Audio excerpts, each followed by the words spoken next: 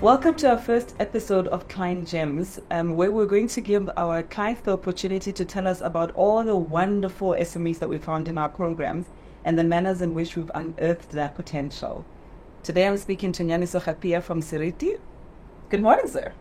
Good morning, madam. I actually should have called you Mr. Khapia because I know how much you dislike it. Yeah, please don't. That's reserved for a certain gentleman who's now an ancestor, funny enough. Yeah. Tell people who you are, what you do, and what you love about your job. Okay, so the name is Nyaniso Khapia, Preferential Procurement and ESD Manager at Seriti Resources. What I love about my job is the impact we are able to have on the country. Yeah, the kind of work we do takes care of this, and so I always have meaning attached to what I do. So very, very fortunate, because I know a lot of people are stuck in those 9-to-5s, just earning a paycheck. Yeah, absolutely. I agree. We're very blessed. And it's one of the things that I always say to people. I don't get tired of expressing my gratitude about the fact that there's alignment between what I do and why I do it. 100%. Speaking of why we do it, obviously we find expression in our work through enterprise and supplier development. So what does that look like in Seriti? What is your guys' enterprise and supplier development strategy? Yeah. So we take our mandate from our leadership, like in most organizations. And what we have as one of our values, an endearing one for me, speaking of meaning, is transformation for the benefit of all our stakeholders. That's a value that we have. So it has to find expression in any or some of the practices within the business. That's where it comes from. So we asked ourselves, what does transformation for the benefit of all our stakeholders look like in the preferential procurement and ESD space? And so we came to, it has to be the ability to leave a lasting sustainability-based legacy where we operate. So these mines all have a life of mine, if you will. And the unfortunate thing is when these mines across the country reach that point, we are then left with sort of ghost towns, and then people flock to already densely populated city centers. And of course, the challenges that we face are well documented in that regard. So what does the strategy then from this sustainable legacy look like? It's number one, the first pillar is embrace small businesses. What that requires is a mindset change. We understand the socio-economic issues that the country faces, and we should be right at the forefront of solutioning for them. And the very first one is embrace smaller entities. It means internally we have to have a focus on smaller entities. Our processes must, of themselves, target smaller entities. The next one is to, since we have embraced them, is to target them and in so doing, develop them. So the next one is develop smaller entities, because we know by virtue of being the kind of blue chip entity we are, we will have all sorts of restrictive policies in place, and restrictive not by design, but it just so happens to be that way given all the legislative requirements we need to adhere to. So in developing them, we need to understand who does what support do they need to be able then to take advantage of the last pillar, which is to drive transformation within the supplier base. That's effectively, in a nutshell, what our ESD strategy looks like. And we know what our outcomes would be. I mean, they are. I mean, these pillars are what are they? What do they call them? Doing words. They start with a doing word, right? I was about to say, I love the fact that it's almost like a journey. I could almost put myself in the shoes of an SME and walk this path, and I could at all those gates say, okay, I'm now here. I've now been embraced by Seriti. I've now been developed by Seriti, and now I'm now being incorporated into the supply chain and whatever makes sense. So how then, what is the connection or the relationship between that journey map and your ESD strategy and your ESG goals? Because it seems to me that it would be a very symbiotic well, certainly the S. Yes, correct. So do you want to talk about that relationship? Yeah, so fortunately we are aligned with the fact that we sit in the S. But the very first part is what already exists is the supply chain. So how then do we as ESD drive sustainability and practices of sustainability in that supply base? So if you are you employing local? Where do you source your materials? Are we able to, based on those practices, know that sustainability is looked after and local economic development also is factored in? So an example will be, we have a program that we set in motion, I think 2 years ago. And the requirement there is that every supplier is able to demonstrate to us sustainability-based practices in employment, in purchasing, and the like. And where possible, they will employ local, they will develop skills locally, and they will procure locally. Right, so it's a requirement of contracts that meet particular thresholds, and it takes care, at least on the procurement side, the ESG principles. Right. On the development side, of course, it goes without saying, the ability to impact local economies by driving job creation, just based on the fact that we've awarded someone a contract. We've provided them with the support they require to be able to, at least on their sustainability path, be able to start taking on further projects which lead to job creation. And I think the multiplier effect in South Africa, right? One job feeds up to 5 people, and then, of course, then you start really, really making a material difference in people's lives. And so what kind of programs and or initiatives, because I don't want to assume that everything that you do under ESD has like an incubation kind of principle to it, but I would imagine there'd be a basket of interventions that find expression as a result of the objectives that you've set yourself in your strategy. Correct. So what is that? What does ESD look like on the ground? So what doesn't it include when it comes to the communities, right? So the very first one is realizing that there is a need for BD, what we would call BD, so business development. We are, in fact, all our operations across the group are peri-urban, if not rural. Right. So the levels of sophistication, if you will, aren't necessarily where we would like them to be. If you were to contrast them with those of a supplier or an SME that's based in the metros, right? So availability of even basic things like information are limited. And so as a result, we know that where we need to start is understanding who needs what support to be able to get a leg up.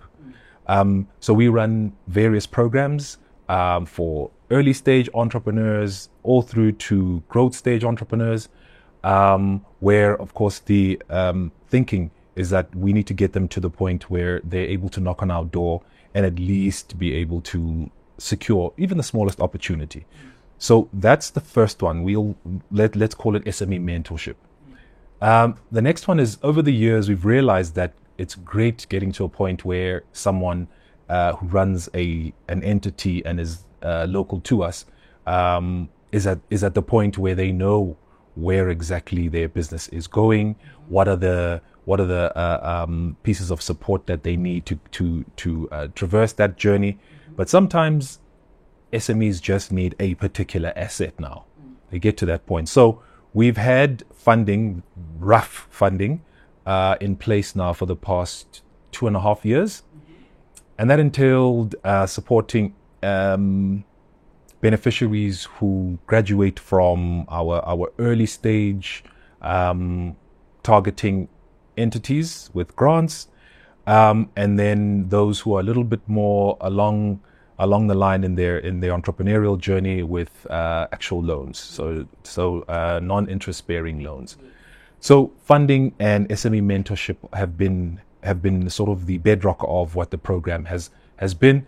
And as we've run over the past 5 years, you then realize that within those there needs to be certain changes. So it becomes part of your continuous improvement journey. Those are the two major interventions that we run. Okay. Yeah. And so we started working with you 4 years ago, I believe it is now. I never forget because it was right at the beginning of lockdown.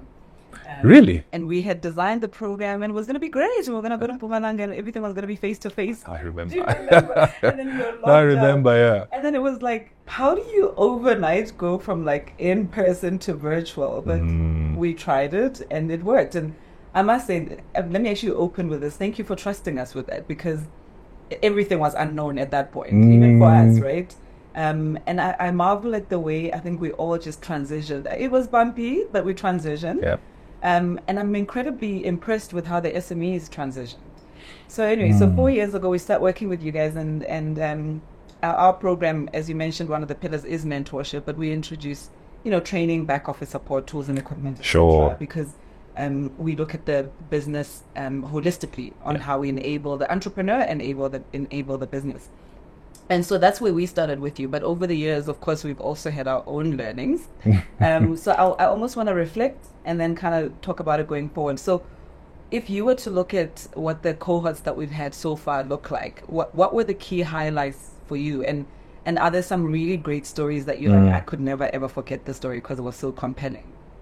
Well, maybe before that, I need to congratulate you for the ability to be firstly resilient and flexible, given what that March, what was it, the 26th of March date brought into our lives, and we were able to move. And I'll never forget, one of the things that you had made it a point to ensure is always discussed is ensuring that the SMEs, if they haven't embarked on it, they do so, is the digital journey, right? So what was great is seeing that in action, sort of the hastened ramping up of the digital journey, because that enabled us to move, even though restrictions were all over the show.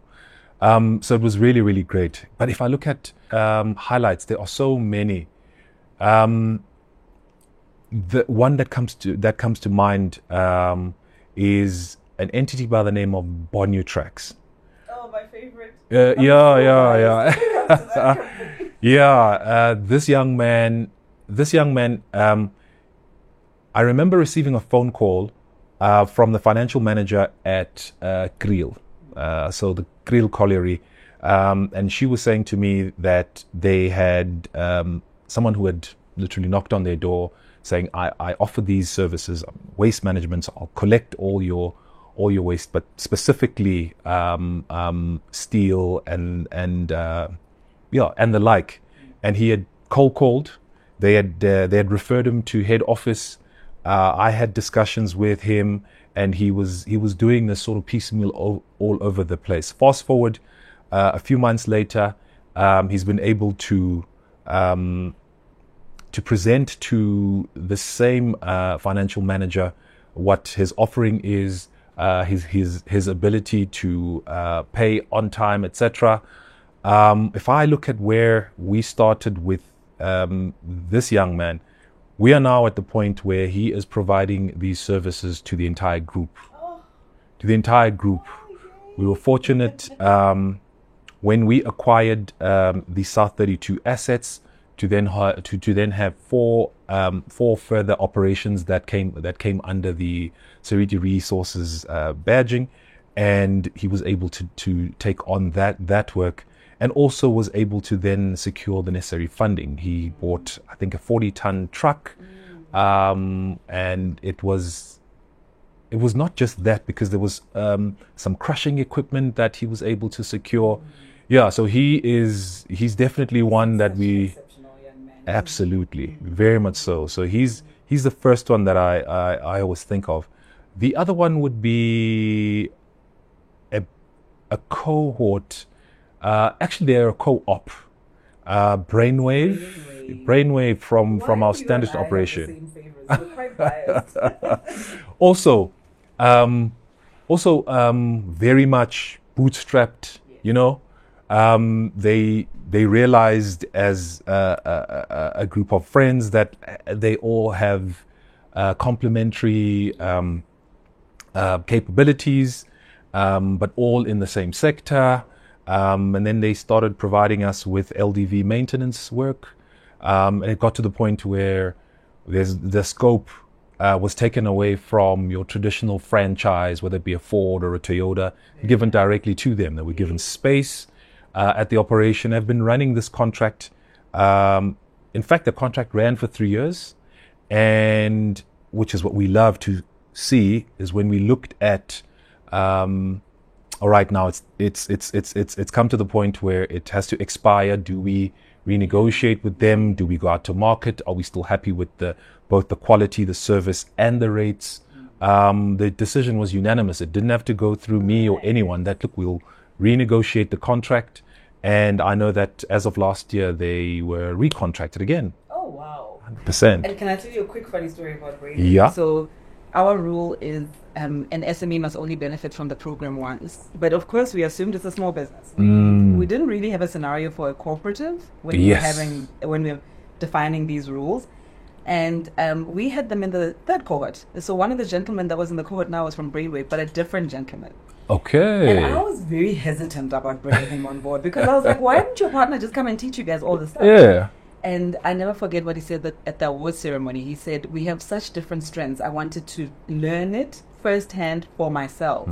And my question was, did you find value in the program? And he said, if you permitted us, I really think we still would bring in more people from the co-op. And I thought to myself, we probably need to rethink what these rules are for co-ops. For co-ops. And because if it's that powerful for each of them to join the cohort year after year and still find value, it means that it's having the impact that we wanted to have. Correct. But of course, the participant is different. So sure. That was a very interesting learning for me. But my favorite story was a gentleman who I believe called you, actually. Unfortunately, I don't remember the business. But he had lost his mom during COVID. And absolutely. He wanted to stop being on the program. And I always joke about the fact that our mentors double up as therapists. Of course. That scenario, it was exactly that. Yeah. And I never forget when he spoke at the award ceremony, which was online. Yeah, because it was still that time. If it wasn't for these guys, I wouldn't have made it. And that has stuck with me. Yeah, I'll never forget that gentleman. He brought me to tears, this guy. Yeah, so, yeah, and he was really struggling because I think it was 3 generations living under one roof. His parents had quite well advanced in age, and he was primarily the only breadwinner, and was responsible for all of this. And the one person that was, his strength was his mother. So her passing really shattered him, and we actually thought we were going to have to accede to a request to pull out. Yes. Yeah, that never came. Yes.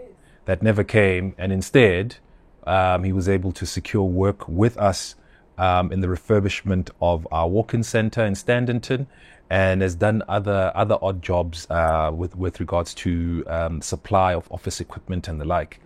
Yeah, very, very. This is when you know, okay, impact, right? Yeah. Sadly, it doesn't show up as a metric somewhere, right? But we know. Yeah. We're going to get to that because I do want to talk about impact. But so retrospectively, I think those are definitely some of the highlights that stand out for me. I think I need to find new favorites because definitely Bonyutrex and Brainwave stand out quite strongly for me in that first cohort. And there's been other great ones in the newer cohorts. I must say in the latest cohort, it was the representation of women for me.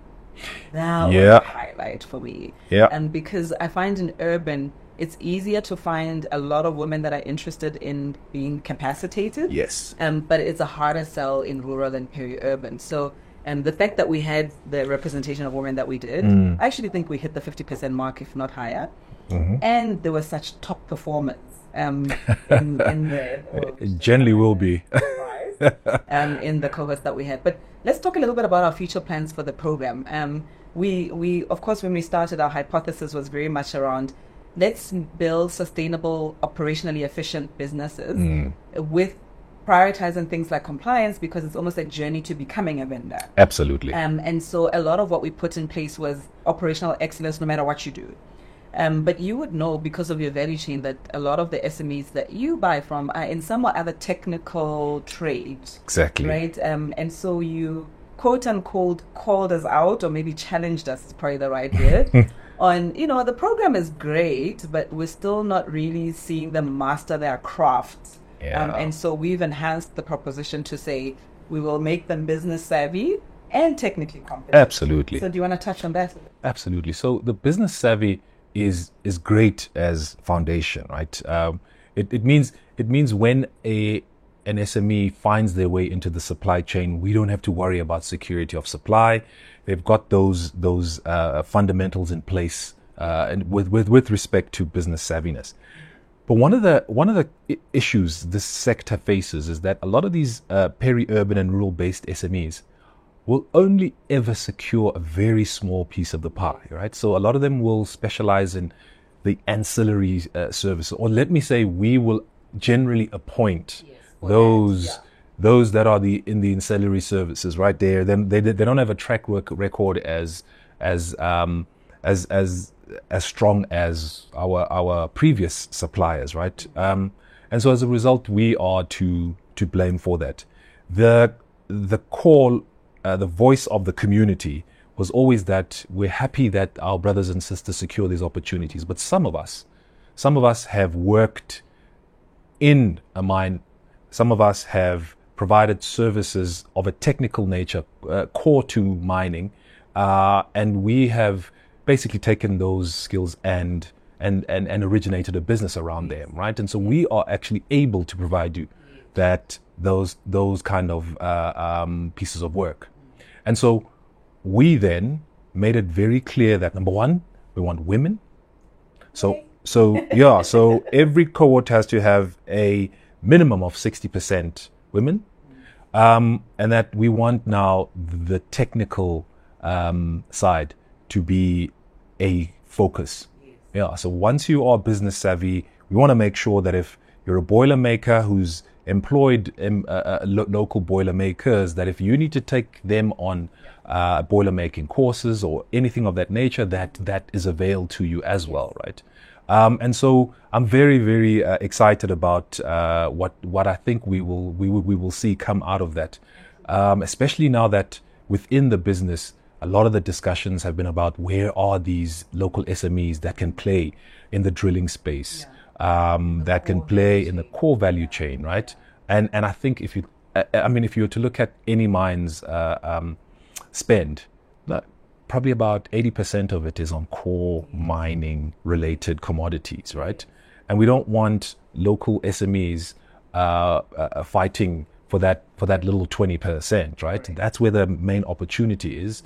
And we've got lots of well-educated, dynamic youngsters who are ready to take those opportunities on. Absolutely. Yeah. And for me, it's almost a case of thank you for challenging us in that respect, because what it forced us to do is to clearly define the problem. And what it really comes down to is it's very hard if your supply chain to, with the information in front of you, make an informed decision about the value and the complexity of the opportunity that you should afford this SME. Correct. And in us having to carve out this almost technical capability offering, we are now able to say not only, this is guys basic, intermediate, advanced, or master, but basic means it's 100,000 Rand low complexity opportunity. Yep. Whereas intermediate means it's a 500,000 Rand medium complexity, and this is what that means.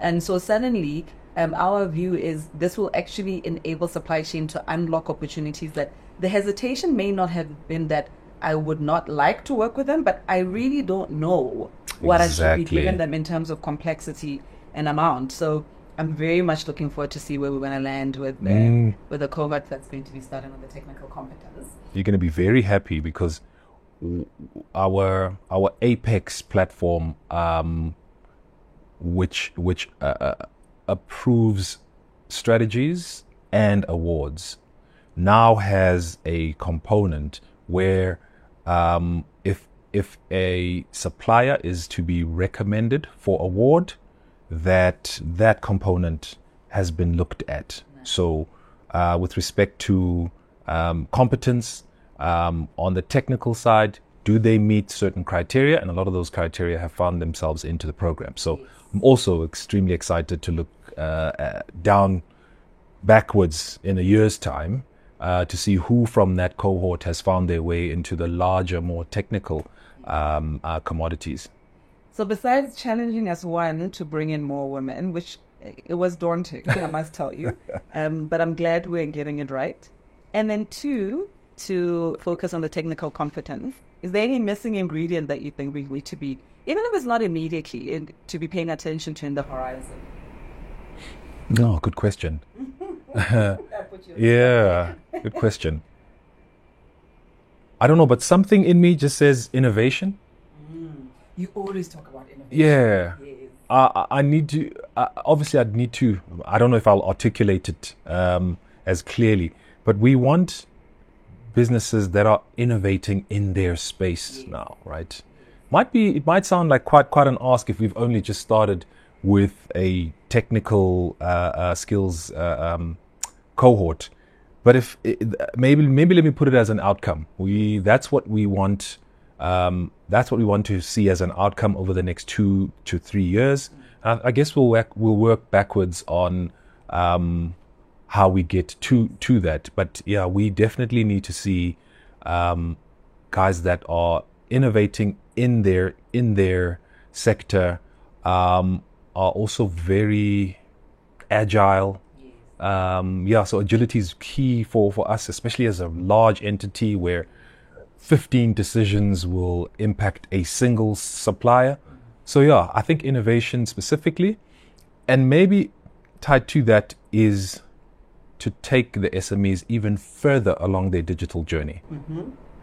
Yes, those are definitely, I'm very clear that those are areas that are important. Wonderful. But here's an interesting thing. As you were talking about that, I thought, here's what's interesting. I heard you the first time, but I think because of the transition that was forced by COVID, we're focusing on how we innovate and how we become agile so that the programs continue. And I guess the next phase for us then is how we help the SMEs themselves to innovate and become a little bit more agile. 100%. So challenge accepted. We'll check you on that. About impact, because I'm such a big, we're not telling our stories. Yes, there's the impact reporting, right? But there's almost for me, it's like the practice of impact that lives in the system. And you and I have talked about almost defining your theory of change in order to start telling your impact Correct. story, and also storytelling through your SMEs, through your programs, etc. Where are we with that, and where does that sit for you now, given how many times I've challenged you? Well, resonating? Are we ready? It definitely is. Definitely is. Yeah, I want us to press the button on that, because that's that's actually shown up in my KPIs for the year. Impact reporting framework. And again, it's ensuring that the standard metrics that we all know speak to impact. But I want to go beyond that. I'm not quite sure what that looks like. And so I think the ideation session is going to be great, because how do we get it down to a point where we all see it in the exact same way? What you'll find is, and sadly, I don't think you are around us enough when we go out to the communities and have discussions. When we tell stories about a particular cohort or a specific SME around where they started, where they are in their journey, and what that is comprised of in terms of interventions and support, and what the outcomes have become, you can see it becomes aspirational. You can see that people who are there just to hear what Seriti has in store for us, or is it just going to be one of those sessions where we're told what has been achieved by way of opportunities in the last quarter or year, etc. Or is it going to be something that I can look at and think, this I can definitely do. So yeah, we are looking forward to that, and maybe challenge must be officially sent your way. Did you throw the ball my way? 100%. 100% accept. So impact reporting, a framework, and of course it's got to find its way into our ESG annual report. So of course then it would need to speak to a particular facet of the company's ESG strategy. Yeah. So challenge accepted, I'll tell you. And it sounded like a brief, but yeah. And I'm hoping that next time we actually sit down and talk, it'll be exactly about that, because as you know, that's become my mild obsession. Theory of change, impact measurement, impact reporting, storytelling. And one of the things that I want you and I to talk about next time we sit is your 5 years of impact. I definitely feel like there's a really cool 5 years of impact Seriti story that's brewing. We just need to like unearth. Yeah, indeed. So that would be really exciting. I think we must have a draw a line in the sand. Seriti turns 7 next year around this time. So we could even make it a 7 years of impact. Exactly. That's the thinking. So all that data, I don't know, you probably have to brush it off somewhere. All that data must come to the fore, and if we need to enhance it somehow, we're here, and of course, going forward. I love it. So your parting shots, and here I would like you to address almost your peers in the industry. What have been your key learnings? What would be insights that you want to share, and advice that you would want to impart? Key learnings. I think the very first learning, having an exco or board, so senior leadership that believes in the power of preferential procurement, inclusive procurement, whatever you want to call it, enterprise and supplier development, that see it as a lever to the achievement of a greater goal. For instance, like us, the transformation for the benefit of all stakeholders. What I find is my support is not an exco member asking me where are we on this because it ticks a particular box in a checklist. What I find is when they are inquiring, they're inquiring because the impact is what they are seeking. And so a lot of the discussions will center around, is this achieving this particular end? That's what I think the first learning would need to be to all my compatriots in the sector. It's a difficult one, right? Because it really speaks to the DNA of the entity. Exactly, right? That's the first one. The other one is to almost be benevolent with every single person that walks through the door saying they need support or they want access to information. You'll be surprised at the people that walk in, and your initial reaction will be, this might be a 5-year journey, right? Only to find that the fact that they stood up off their own accord and came in to ask questions, you usually find that those are the SMEs or beneficiaries that turn into suppliers quickest, thirsty for information, for knowledge, and very much know that it's on them. It's on them. They just need to access. And I think maybe my last one will be, we don't know it all. Yeah, so we might know these fancy things that we put into place in programs, etc. But we learn a lot from our SMEs, whether they be in the supply chain or not, whether they be part of our programs, but in interactions, we get to learn about ourselves a lot. So their experience of us as a business, in another life, used to have this thing around voice of customer. And always trying to document it, and I now call it voice of community. Is every single time someone gives me feedback around their experience of the business, I must take it on the chin, and I must actually listen a little more than I would, and try and find where exactly the opportunity rests for us to improve. So that's probably my top 3. Oh, good to hear. Because my obsession is, why do we do what we do, particularly in these environments, is because there is this perpetual relationship of skepticism between corporates in rural peri-urban and SMEs in rural peri-urban. Absolutely. And for me, what it comes down to is, yes, we're building the bridge for the dialogue to happen, but it also must be a dialogue of mutual respect. So the space must feel safe for both parties, and both parties must have the distinct impression that we're coming here with noble intentions and we're going to treat each other as equals, and not you with your muscle and me as the guy who's begging. So that's a profound statement in the context of the dynamics that we know play out in these communities. Easier said than done. I know. I really do appreciate the humility with which you approach it. I think that's probably a key differentiator. Thank you. And that helps the SMEs trust your intentions as a corporate, because that's really the foundation of what enables the conversations that need to happen. Indeed, indeed. Well, thank you for joining us on our journey. You'll know our vision is to get to a point where the world will contribute to a world where supply diversity is business as usual. I always say, when supply chain doesn't hesitate when you find and introduce a non-traditional supply, in however you define it, a male, female, young, black, whatever's different to you. When we get to a point where they don't hesitate, then we know that we're doing our job. So it's amazing to be able to work with clients that trust that vision and join us on that vision, and with whom we have such similarities in our values and our objectives. So thank you for having me. 100%. No, I appreciate it. Thank you for having me.